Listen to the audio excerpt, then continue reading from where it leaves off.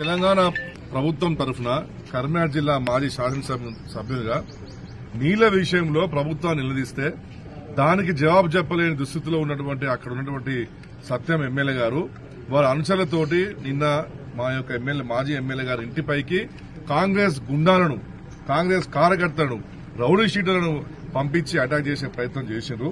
నేను ఒకటే చెప్తున్నాను ఇవాళ కాంగ్రెస్ పార్టీ నాయకులకు, మీరు గుండాగిరి చేసినా రౌడిజం చేసినా భయపడడానికి మీరు చెమట దద్దమలం కాదు. తెలంగాణ రాష్ట్రం కోసం ఆ రోజు పార్టీ లీడర్ అయినటువంటి వైఎస్ రాజశేఖర రెడ్డి, అదేవిధంగా రోషయ్య గారు, చంద్రబాబు నాయుడు లాంటి దిగడైన వ్యక్తులు పోరాటం చేసినప్పుడు గడ్డ ఈ గడ్డ మేమంతా కూడా సిపాయిలాగా పనిచేసినాం కేసీఆర్ కింద. ఈ యొక్క పిచ్చి పిచ్చి దాడులకు మాత్రం ఎట్టి పర్సెంట్ భయపడలేదు. మీరు ఒక్క దాడి చేస్తే మేము 100 దాడులు చేస్తాం, మీరు 100 దాడులు చేస్తే మేము 1000 దాడులు చేస్తాం, మీరు 1000 దాడులు చేస్తే మేము 10,000 దాడులు చేస్తాం. ఖబర్దార్ అని చెప్పి కూడా నేను చెప్పదలుచుకున్నాను. ఇటువంటి పిచ్చి పిచ్చిగా లేస్తే మాత్రం మంచి కాదు. మీరు ఈ యొక్క రాజకీయ సంస్కృతిని ఖరాబ్ చేసే ప్రయత్నం చేస్తున్నారు. ఇటువంటి సంస్కృతిని మేము ఎట్టి పర్సెంట్ ప్రోత్సహించము.